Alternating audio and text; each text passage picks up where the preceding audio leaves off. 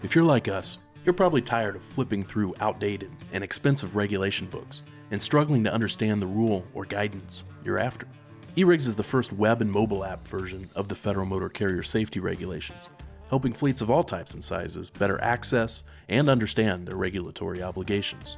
eRigs is always up to date and allows fleet safety professionals to not only read the rules, but also dig into FMCSA guidance and learn more about complex regulatory topics from industry experts. Highlight, bookmark, and take detailed notes right from the app and access them on any of your devices. And easily share a digital version of the regulations with your drivers so that they too can better understand the rules. eRigs was developed by safety professionals for safety professionals. Try it out for free at erigs.app.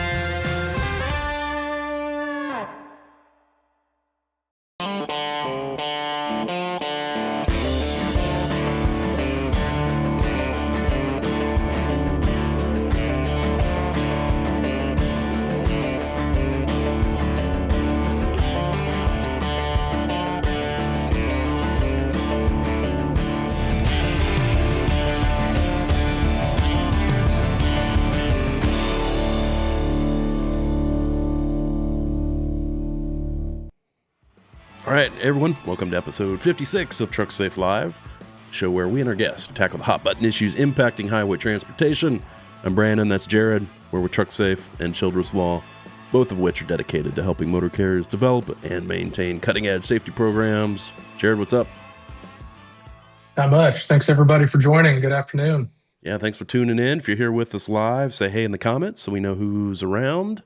Got a lot in store for this episode. Excited about it. Got a special guest coming on with us to talk about this topic. There's been a lot of breaking news this last week or two from an FMCSA regulatory standpoint. So a lot to cover on this particular show. We're here to talk about ELD, self-certification, electronic logging device, and the announcement that came down on Monday of this week, early December 2025, if you're watching later.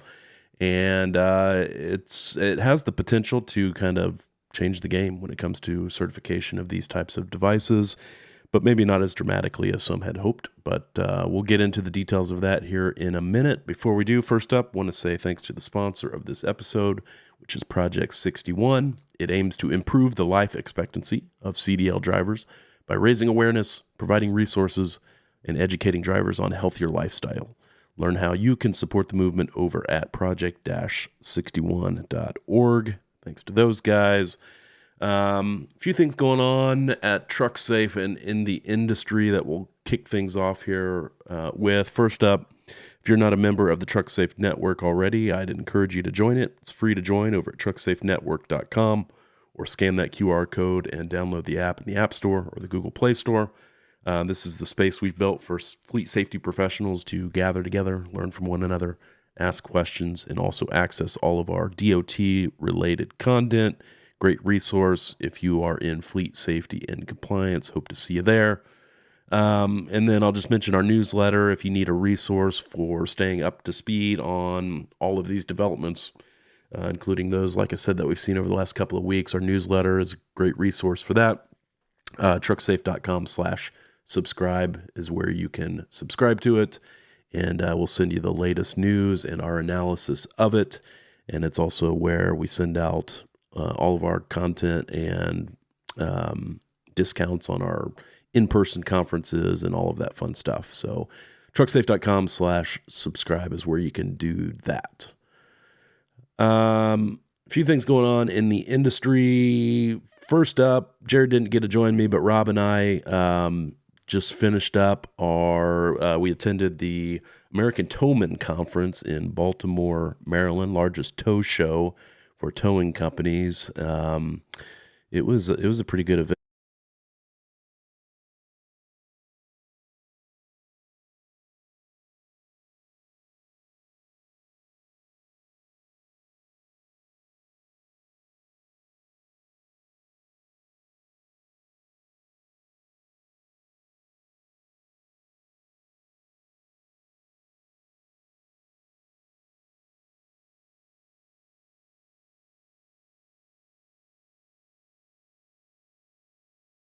Next time we go. go to Baltimore in the winter. You were muted during the whole video, just so you know. Oh, okay. We Well, missed your nobody. narration of the clown truck and all that. All right. Well, I did have a lot to say, but yeah, sorry for that. Anyway, tow show was great. Got to meet a lot of great people. It's an industry that we don't do a ton of work in. We've got some towing company clients, but yeah, if we met you there, it was good to meet you. And yeah, definitely check that out if you are even tangentially involved in towing or anything like that. Great show to go to. Another industry newsworthy article that I saw come through. We've talked about this on a couple of past shows, but there has been an update to it.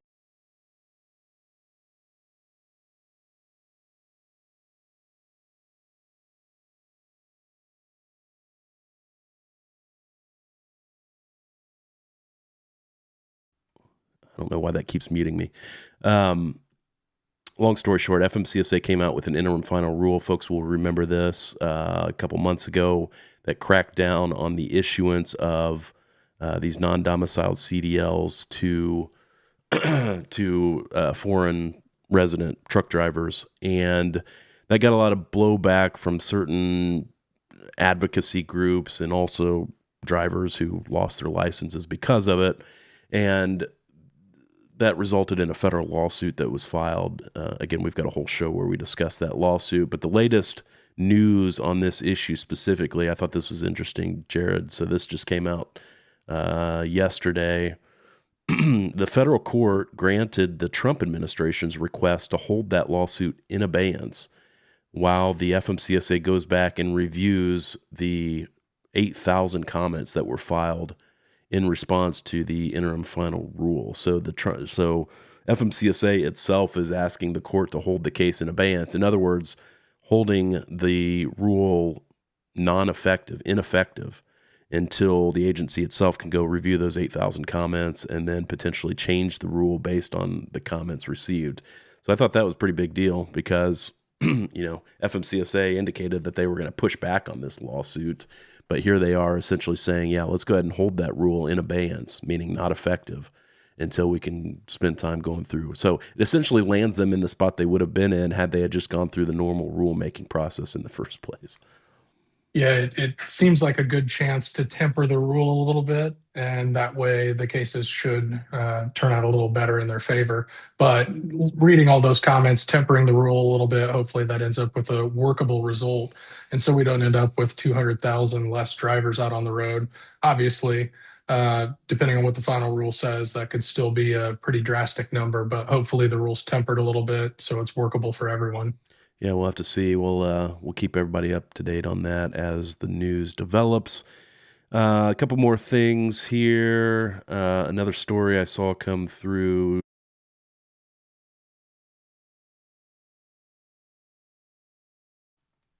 It keeps muting me. I don't know why. ATRI issued a new report on nuclear verdicts. So this is a report that we've referenced a lot over the last several years. ATRI put out a really good report back in 2020, kind of laying out, the statistics on all of these multi-million-dollar jury verdict cases rendered against trucking companies and kind of the contributing factors to them. Well, ATRI came out more recently, with kind of an update to that report, and I thought some things were worth noting here. This is just an article on FreightWaves. The ATRI report released on Wednesday found that allegations related to a carrier's organizational failures now carry financial multipliers that exceed most on-road infractions, marking a shift in a plaintiff strategy since the 2020 report on nuclear verdicts. For example, substance abuse or driving while under the influence was the most potent financial multiplier identified, which is associated with an expected increase in total awards of 340% when controlling for all other forms of negligence, according to ATRI. So really no surprise that, because this is kind of the whole concept of those reptile theory of litigation cases anyway, that they're really an attack on the carrier's reputation more so than the accident at hand. But this study seems to make clear kind of what we already knew, which is that, despite the circumstances of the case at hand, if you get pulled into one of these lawsuits, your entire reputation, your safety scores, that type of stuff is all going to be brought to the forefront, and you're going to be tried on those issues as to whether you are a good carrier or not. Essentially, that's what you have to prepare for. And an interesting kind of spin on some of the wording in that article. It's substance abuse allegations. So it's not Yeah. necessarily driving while impaired. Obviously, we all know that makes an unqualified driver, right? But if you miss your testing windows, that opens the door for those allegations of substance abuse that was not caught. If you miss your alcohol testing window post accident. So making sure those boxes are all checked. Do you have folks trained at reasonable suspicion? Is your drug and alcohol policy compliant? Things like that. All really important to combat those substance abuse allegations. Yeah, for sure. And then the last thing I'll mention, this was another article, and we're actually probably going to have another show on this next week or so. Folks probably saw the news already, but if you haven't, FMCSA has announced that they are cracking down on not just ELD self-certification, but now also the entry-level driver training providers, ELDT, and the training provider registry, the folks that are listed on there as essentially self-certified training providers, those that offer the required training for folks that are getting a CDL for the first time or looking to upgrade from a Class B to Class A, for example. Those folks have to get certain training from folks that are listed on the training provider registry. And no surprise, with any kind of self-certification process, it turns out that there's quite a lot of fraud with people listing themselves on the registry and turning out that they're not putting much effort into training these drivers that end up getting a CDL and not being properly trained. And so FMCSA came out with an announcement again on Monday, this past Monday, saying that they are cracking down on that. They've already removed 3,000 training providers from the registry, and they have 4,000 more kind of in the crosshairs. And so pretty significant, enforcement action there against non-compliant training providers. So that's a pretty big deal. And Rob and Brian from the Trucksafe team put together a pretty good article breaking all this down and the systemic problems that they see. Both of them have been training providers in the past, and that's on the Trucksafe website if anybody's interested in reading that. But like I said, we're also going to try and have a show with those guys next week, so be sure to tune into that. You surprised by that news, Jared? I'm not surprised. I think it's a long time coming. I think the amount of training providers on the registry was a lot more than anyone anticipated. I was shocked by it. I'm sure FMCSA was as well. And so obviously that investigation was a long time coming, in my opinion. Were you surprised? No. Tens of thousands of training providers on the registry. And so this is really just a drop in the bucket, the 3,000 that they've removed. I think it ends up being about 17%. I saw the news stories saying it was 40%, but I don't think that's right. I think FMCSA in their announcement said that they were looking at 16,000 training providers, and then they had removed 3,000 of them, which would be 40% of the 16,000 they were looking at. But 16,000 isn't the total number in the registry. There are, I think there are like 17,000 or something. No, not 17. I think there are like 35,000 or something like that. Yeah, so, I was thinking it was close to 40. Yeah, something like that. So still a significant number removed, but not as significant as it seemed at first blush. But in any event, it's another news story that we're going to keep following, and we will let you know any developments that we hear. All right, without any further ado, like I said, on today's show, we wanted to touch on one of several breaking news topics coming out of the FMCSA this week, which is its announcement that it plans to tighten the vetting process for electronic logging devices. ELDs have now been the mandated means of tracking drivers' hours of service for virtually all regulated truck drivers and bus drivers since 2019. One of the big driving forces, obviously, behind the ELD mandate was the belief that these devices would help cut down on log falsification.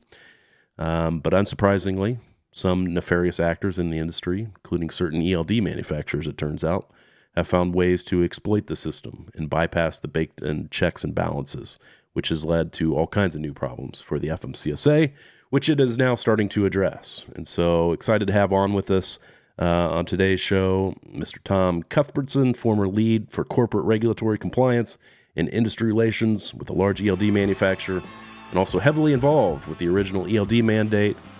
Tom continues to consult on ELD issues with manufacturers and carriers and others on these issues. Tom, welcome. Hey, thanks for having me on. I appreciate it.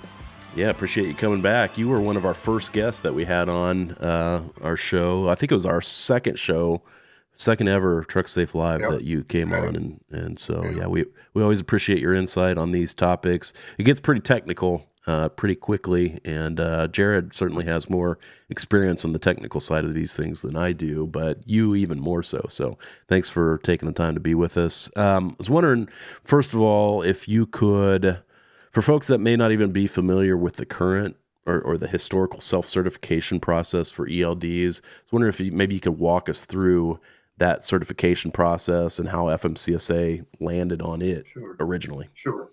The supplier is responsible for creating an account under FMCSA under the ELD registration process. First, you just make the account. Once you're ready to ask for certification, you have to have a special mnemonic name for your device.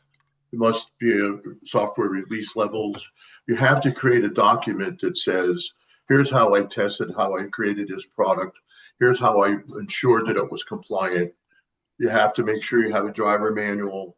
You have to have pictures that show the components and devices that you're supposed to register. I've seen I look at the registration account sometimes and see that the pictures are not really what was required early on. They don't show how you hook the engine. They don't show the cabling. They show images of the screens and not a full component. So I think there's been some getting a little more lax on the registration process. But before it was the early ones I registered was vetted pretty good.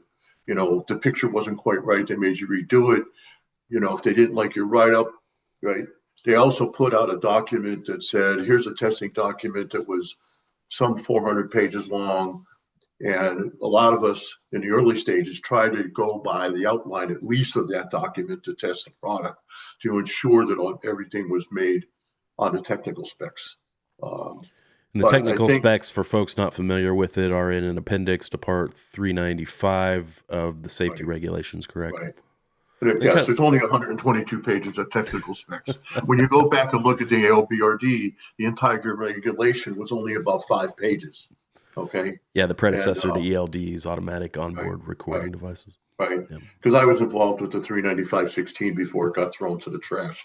Anyway, but I think that they had a good outline initially for self-certification, right? But then over the time it got lax. So, if you take a look right now, there's 1,014 registered devices. Okay. That list, okay. And I download this list periodically just to look at it and see what's going on. But you'll see on that list that there is missing commentary. It should be there to say the transfer mechanism. So here's an outline. So you can see, you have to say how you're supporting your data transfer, what the malfunctions are, the certification statement. You have to have a driver card that tells the driver what to do. Should he get a malfunction? How should he report it? How is he supposed to transfer, whether you're using peer-to-peer or you're doing telematics transfer via email or web services. So it's not a bad outline, but it's not anywhere near the third-party certification process that was initially recommended.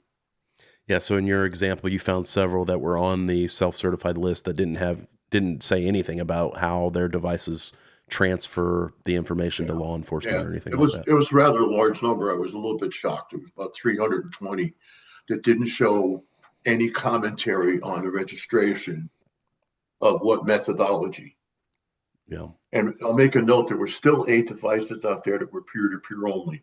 That I thought was, I don't know. And they were as current devices. They weren't on the revoked side. They were on the current side. So the options for that are peer-to-peer, cloud-based, and Bluetooth. Is that? No, it's a Bluetooth. It's a USB transfer, a thumb drive. Yeah. But it has to be a certain malware protection thumb drive. Oh, I gotcha. All right. The other part of the transfer is you can have Bluetooth, but enforcement has to supply the communication thing for a web service transfer. Mm, The other side is telematics, which means you yeah. can do email or you can do web service transfer. Okay. Okay. So you have to pick two from each side. You can't pick one from each because the regulatory side was to pick one peer-to-peer and one telematics approach. Yeah. So Tom, we have the self-certification regime. Canada watched us roll out our ELD mandate, and they said we're doing third-party testing. What was their thinking there, and how many devices have they ended up with on their market with the third-party testing? I think it's upwards like 50 to 60 devices on Canada. I was involved with that process. I was a stakeholder in Canada as well as the U.S. And we made sure that it was put together that you just don't do simulator testing in the back office at a lab, right? That testing, it's not inexpensive. It's in that $40,000 to $50,000 range for the initial certification, but they also included testing in a live vehicle. So you got real world ECM interaction. You were able to generate more testing processes that would show the real world implementation. So I think they did a fairly good job because there was 3 or 4 suppliers that could test, and each one of them had to have an ISO certification process. So we've kind of set up the problem here in that, as you said, maybe at the start when FMCSA kind of envisioned this, they had at least a kind of, good framework for information that they would receive from folks that are going to self-certify that their devices meet the technical specifications. But then maybe over time, we're starting to see lax enforcement with even that self-certification structure.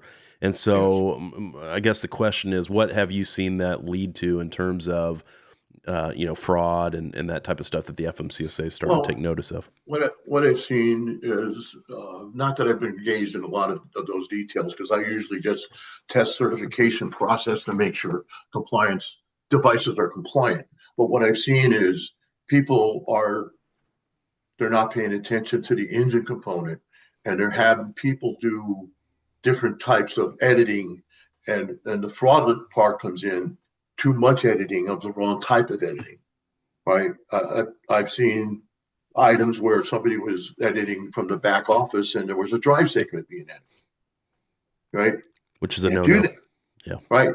The only time, people don't pay attention to things because they would take personal conveyance and turn it in a drive segment, turn it to personal conveyance. Can't do that. Okay. They actually, in the last, I'd say, year or so, put very tight guidances together about that. Yeah. Like host transfers, making sure that because you have to supply it roadside on demand. So how can you supply on demand if you're waiting for a host to respond 10 minutes later? Okay. The other thing is there's items that I've seen where there's not enough, I think, careful analysis of what happens when some of these drivers can figure out how to unplug a device, right? Yeah. They unplug it in such a tight fashion that unless you had supplemental reports that aren't identified in the regulation, like a odometer jump report or a better handle on your unidentified report, you don't know that this was disconnected. Yeah. So those kind of fraud situations going on. From my perspective, sorry to cut you off. So from my perspective, I think the fraud has kind of developed. So it started off with the things that were kind of easy to figure out, like unplugging the device and stuff like that. Right. But now you read stories, and we were just looking at one before we jumped on here, where you've got offshore actors that are editing logs in the back office and then sending communications to the driver of what story they should tell officers if they get caught with a co-driver. And that it's just crazy how the lengths to which we've seen these bad actors go. And and a lot of these people, they're people that don't have any regulatory background. They just read 122 pages of technical specs and started writing on an ELD application. They don't know trucking operations and what goes on. And I've seen stuff where the admin has almost carte blanche editing capabilities, which is not correct. Yeah. And Part of the problem too is FMCSA investigates problematic devices. They may revoke a device, but then that device reappears under a different name, same software, same everything. Right. They're focused on Right. chameleon carriers, but we have chameleon ELD vendors now. And that's, I think, one of the steps that this additional rigor is designed to address Right. is those ELD vendors that kind of reappear after revocation. Right, because there's quite a few number of devices out there that what I coin as white labeled. And I think those are the chameleon ones you're talking about. So, and many of them are offshore development. And So break how that they're down. getting Break that down for pardon? folks that aren't familiar with that term. What do you mean by white labeled? White labeled. So somebody will go out and create a device, and they'll write it to the specs, so to speak, right? And you hope everything's there.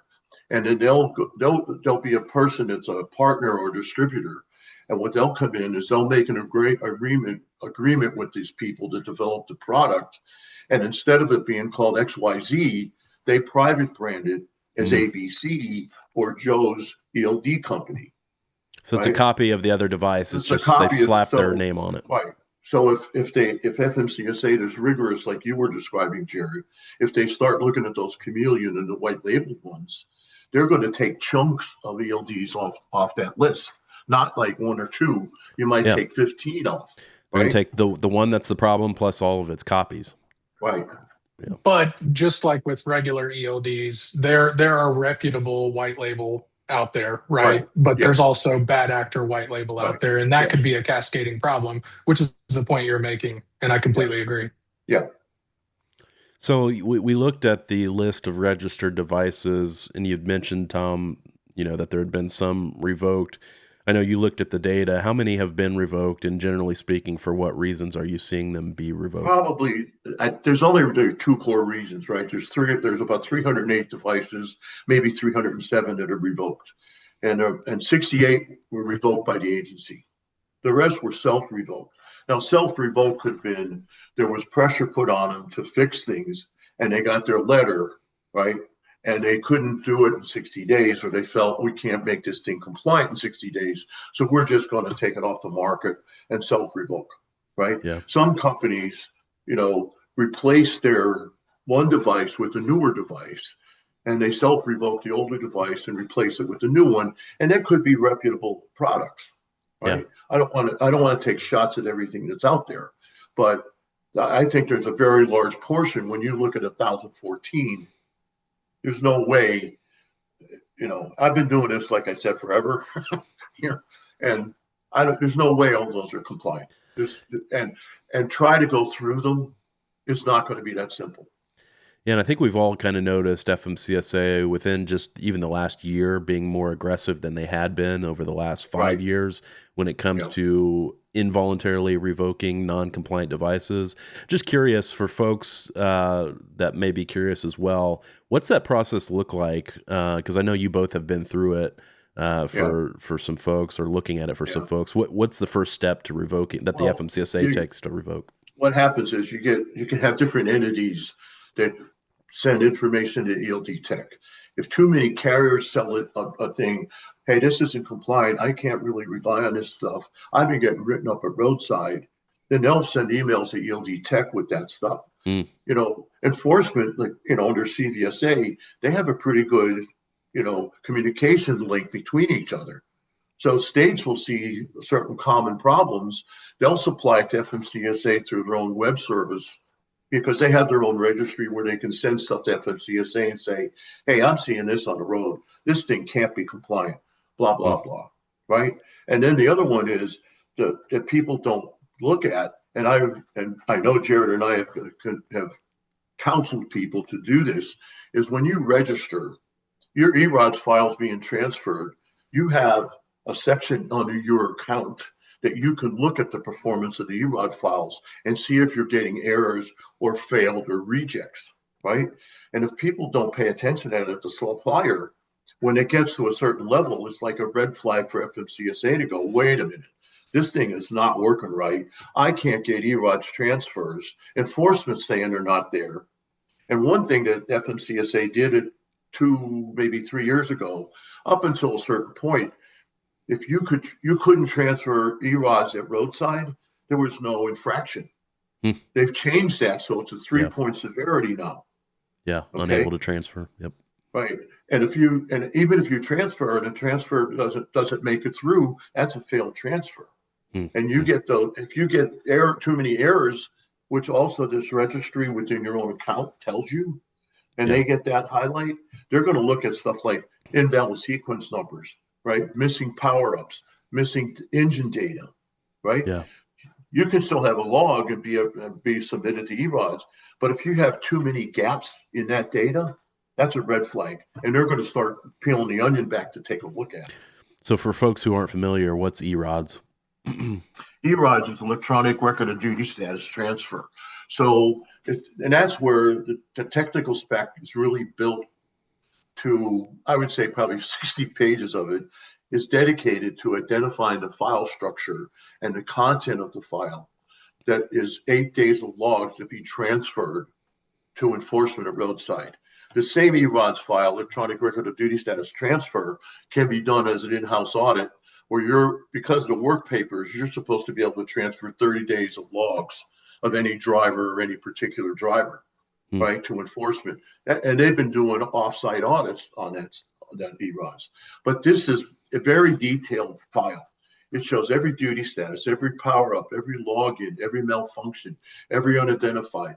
It'll show how many different trucks the driver drove that day, right? What's the entity DOT number? What's the driver CDL number?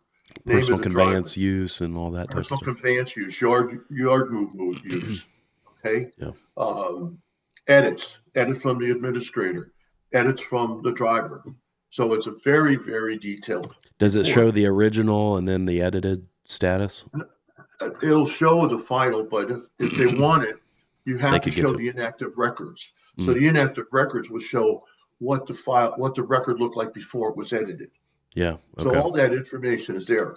It's not necessarily transferred to roadside, but you have to maintain it. Yeah. Because if they wanted to come in and peel the onion all the way back, it's subject they have to all audit. the data. Yeah. Right. Yeah. And with some of these bad actors that we've been talking about, I mean, that edit history is there. And so if enforcement decides to dig into edit history and log history and changes that were made, that's how they're going to be able to find it. And they'll find it every time. Right. Right.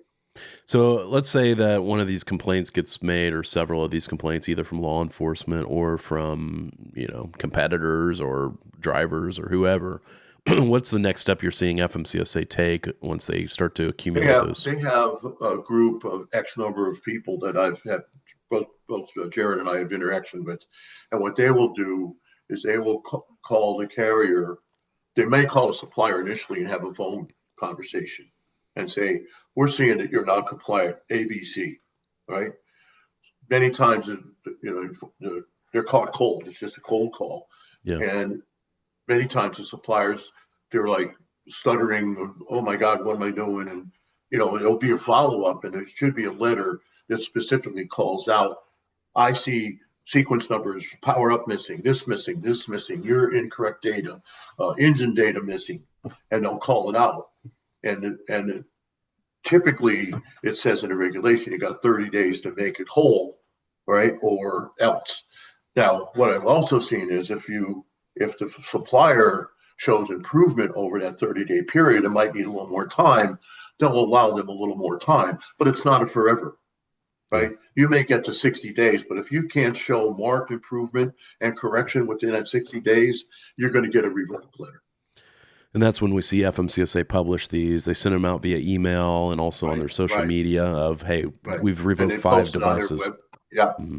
See you later. You're all gone. And they tell you got 60 days to find a replacement, right? Yeah. And that number you said is around 68 or so at this point? From FMCSA. Yeah. Okay. And then from time to time, you'll also see during that 60-day period where all of the users of that ELD are looking for a new ELD, you'll see the actual vendor trying to demonstrate corrective actions during that 60-day period so they can keep their customers as best as possible to get reinstatement. You see reinstatement it's much less common to see reinstatement, but every once in a while you will see devices get reinstated. Right. Yeah.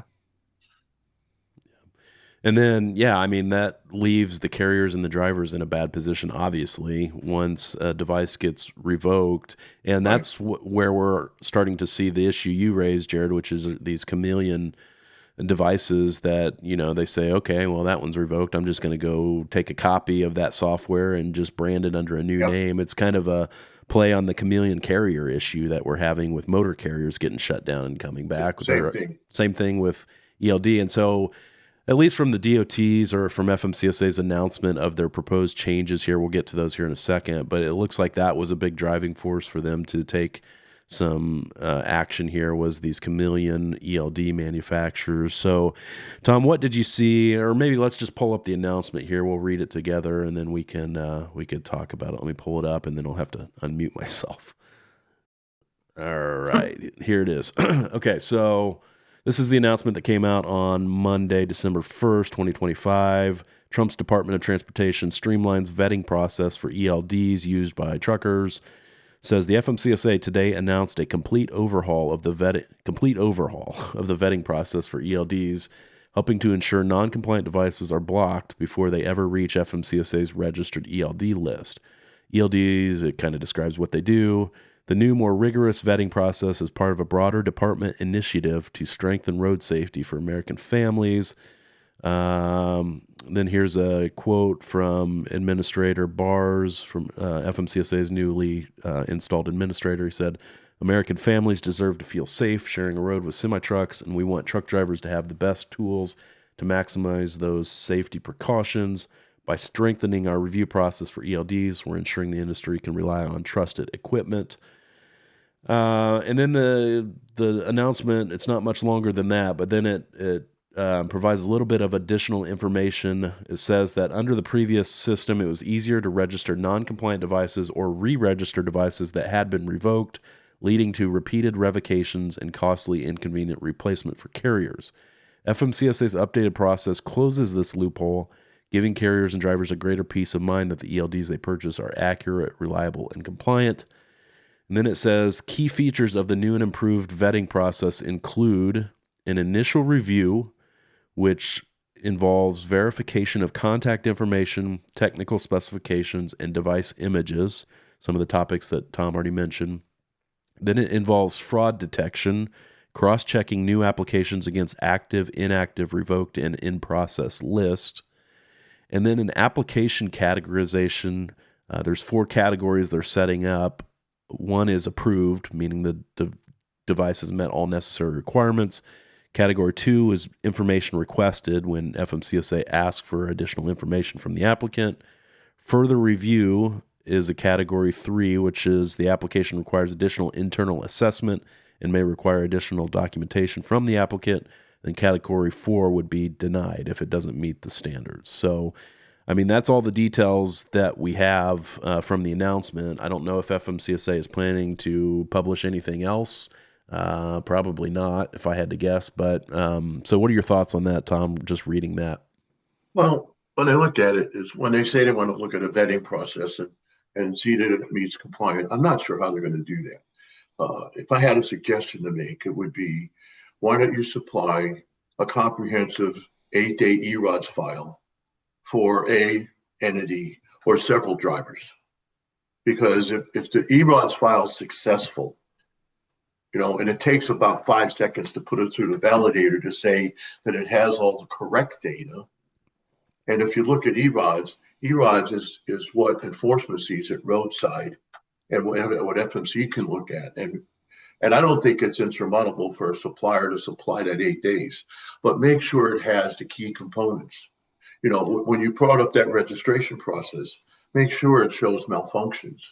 Make sure it shows unidentified drivers. Make sure it shows edits from the driver and edits from the back office that they're compliant. Because if you fill in all the other data, sequence numbers, checksums, all the other things that are in the technical specs to create a ERODS file, you have a better view of whether the thing's compliant or not. Yeah. Because a lot of these, and it's yourself, not every carrier, depending on your size, gets pulled over for a roadside audit. So they may have an ELD, but nobody's looking at it, right? But if you gave ERODS files for several days, several weeks, you have a good idea that this thing is compliant and it's captured all the correct data. Yeah, it's crazy to me. Right. It's crazy to me that hasn't been required. Just an initial sanity check. Am I correct? Did ERODS, it came out after the ELD mandate came out? No. Oh, it came out at the same time? Yeah. Okay. The reason I know about it is I gave test data to Volpe. Yeah. So they could have actual carrier test data of what an ERODS file would be, but it came out. Now, I think what you're referring to public access to enforcement. It, maybe? Well, enforcement held off for 4 months. Okay. All right. So December of 2017, the actual regulation got released. Right. I see. Yep. And then CVSA held off for 4 months of doing it because they still needed training on how do I get this ERODS file? What am I going to look at ERODS? I mean, I know personally, I probably helped test or train about 20 different states on what ERODS is going to look like, right? Because with that ERODS concept was all developed in the NICSAP subcommittee. I got you. So, Tom, I mean, great point on the ERODS file and that sanity check. Keeping in mind how small of a team they're going to have, are the resources there to even do a base level of rigor like this? Well, let's put it this way. If they're going to do what they think they're saying they're going to do, even if it's only 4 categories, they better beef up the manpower because they won't be able to do that, right, with a limited amount of people. Well, the reason I even say ERODS is, as you well know, I use ERODS when I'm testing for people. I look at the validator and the web service ERODS. I know how long it takes to go through an ERODS file, right? Yeah. And I can tell you by looking at it whether somebody's compliant, whether there's some gray area, right? And I can do that probably within an hour. Yeah. Of spending some time, quality time, not just going, oh yeah, it looks good. No, I do some testing and some vetting, right? I think that if you put that into place, you're probably talking about 3 to 5 hours of concerted effort to look at this. I don't think that's too much time to help guarantee that you're putting stuff out that's compliant. It's not going to be the perfect world. It's not third-party certification, right? I foresee another FMCSA RFP process here, Jared. Yeah, there you are. And Tom's going to apply for it. Hey, wait a minute. I remember I used to be 6'4" before I started regulatory. I'm 5'9". So join the club. Hey, Tom, I wanted to camp out on the fraud component of that announcement for just a minute. So if I'm a revoked device, how difficult is it going to be to detect that I've renamed my revoked device and tried to resubmit another self-certification? Is that going to be as easy to detect as I think it will be? No, it won't, because it's a new name. So how are they going to go through the list and figure out which ones are the same one? Because you don't have to register who made it. You're the entity that's using it now as a business, right? So there's nothing in there that says, oh, I know it was XYZ offshore developer, right? Yeah. So without some secret sauce to detect the same software being resubmitted under a new name, we could still be stuck with the chameleon problem. Right. And because they're not asking you to send source code, right? Yeah. The only way they could, this is just me putting the screwball technical hat on. If somebody gave me source code, I could compare source code and tell you if it was the same stuff. Yeah. Right? That's a file comparison. That's not magic, right? But then you have to get the source code from all those other ones, and then unequivocally you could tell it was the same stuff. That's where I was going. It's yet another resource that needs to be there that probably isn't there at this point. That's right. I agree. Yeah. Because it's the same issue with chameleon carriers, right? Because they're essentially cross-checking contact information, email addresses, addresses, but it's pretty easy to just get new addresses, email addresses and stuff and slip right through the cracks. Yeah. Yeah. Not that we're giving a playbook here to anybody that's wanting to do this. But I just think that some of that stuff is very difficult. That's why I'm trying to give what I think is the stuff that's low-hanging fruit that can help you catch problems. Yeah. Okay. And not be manpower, like, intensive. oh, I have to add another 100 people to the source, right? Yeah. Yeah. Well, let me ask you about this because you said it's not, full scale third party certification. Do you foresee FMCSA ever moving to that? I guess give us some insight because I know you were heavily involved in the original ELD mandate. I assume third party certification was brought up at the time. What's your Yeah. sense of the thoughts on it currently in the I U.S.? think the thought was when we talked about it, because we had a bunch of suppliers on, there were like 5 suppliers on that MCSAP subcommittee with OIDA, with enforcement, with industry, right? And we brought it up and said, look, if you're going to do that, you almost have to look something like TIA, like a standards committee, right? And you have to have enough entities because what they were looking at, first off, what do we have? With 3 to 4 million drivers that require ELDs, right? Or logs. Okay. So FMCSA was all concerned at the time about having enough devices out there that should satisfy 3 to 4 million drivers.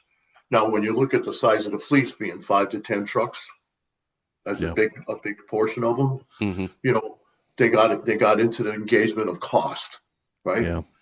Now, if the cost is low, fine. But if now everybody that does this, right, has to pay $30,000 or $40,000 to get a third party certification, right? You drive the cost up. And you're going to drive the cost up, and you're not going to have these other suppliers to satisfy. But I was curious about that. Side, do you have a sense of the cost differential between Canadian devices and U.S. devices? Is it a significant difference? Do either of you know? I think what happened when a lot of the suppliers, if you look at the list, they're suppliers that have been in that marketplace forever. Okay, so they have enough. Let's call it this way: they want to make sure they maintain and protect their customers, because I know what that was like. Because the same guys that are doing the work in here have big customers in Canada, so they're going to invest that money to protect their customers in Canada. I gotcha. But when you get to the 5 and 10, 15 truck entity, they don't have that kind of money to recertify for $40,000 or $30,000. Yeah. And I can't imagine that there would be a huge cost variance there because you're dealing with a lot of cross-border fleets, a lot of fleets that want the ELD certified device in Canada. Yeah. It's going to be a cross-border fleet most likely, or one that wants to be a cross-border fleet. That's right. Yeah. And the thing is, I know several of us on the stakeholders up in Canada, we pushed a lot of information to try and harmonize between the two countries, right? Mm-hmm. And I think they did. I mean, do I think it's as good as it could have been? But I think Canada did a representative job to harmonize between the two countries. They had to put their own thumbprint on it, so that's fine. That's their country. They can do that, right? Yeah.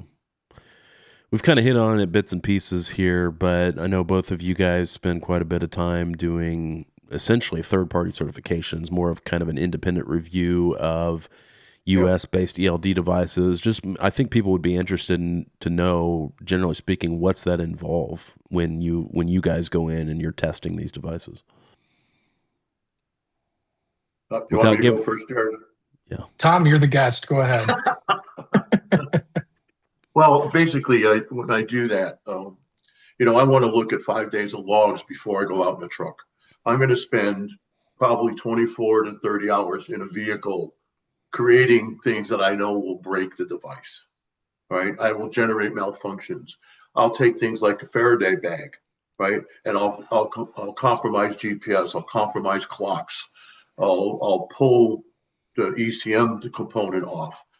Some of the ECM components have GPS in them. So I'll put a Faraday card on them and plug them back into the ECM, right? So since we know how to break them, we try to break them. You're exploiting the potential gaps, yeah. Because we know where the holes would be. We do editing. We try every kind of edit we can have. Do I do personal conveyance? Can I turn personal conveyance into a drive segment? Sure, that's not a problem. Can I turn drive segment into personal conveyance? Oh, you have that? We got a problem. I know Jared and we hound on people to make sure that they have a correct unidentified segment report. You can categorize them because that is one unproductive report for a carrier. But if you don't capture all that data and you don't do something with it, then that audit is going to be a disaster, right? Yeah. So we also check the host side. Do we test editing from the admin? Can they do this? Can they do that? We'll try unplugging the thing and making sure that it gives the right warnings to the driver. Pull over and plug in. You didn't authenticate yourself. Does it have? Because they could be visual, audio. It doesn't have to be a verbiage, because if it's not plugged into the table or to the tablet, you're not going to have a message. But there should be some kind of blinking light. So we go through that whole process of 6 or 7 different malfunctions to try and break them. Okay. Is that and pretty much? Yeah, you captured it really well. I mean, essentially, it comes down to an in-truck testing component that probably is going to last a couple days, most likely. And that involves, like Tom said, going through those test cases that have been published by FMCSA, but also customized test cases that we've built in our experience, areas where we can actually try to break the device and find non-compliance.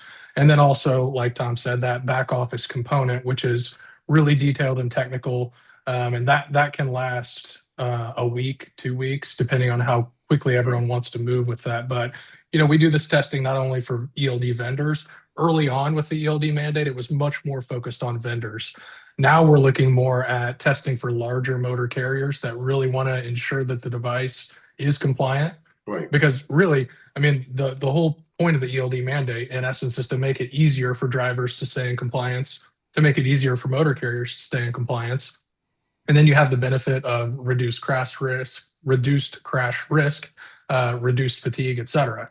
And so if the device isn't making it easier for drivers and motor carriers, that's your red flag right there that you need to take a look at the device itself and potentially move on from that device. Yeah, that's what I was going to say, because I know some carriers are also having you test like user experience just to see if this is a intuitive device or not. So yeah, that's another aspect of our testing is user experience. And Tom obviously has tons of experience in actually designing ELDs, and so understanding what drivers are going to hate and what back office administrators are going to hate.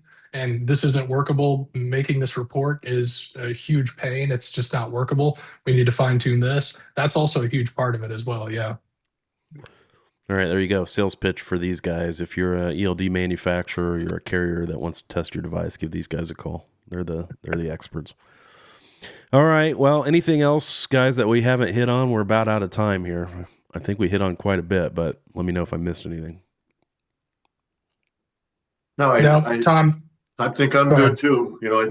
I think just reiterating, if they want to do something like an ERODS file or multiple ERODS files, I think that can help them plug a whole lot of holes.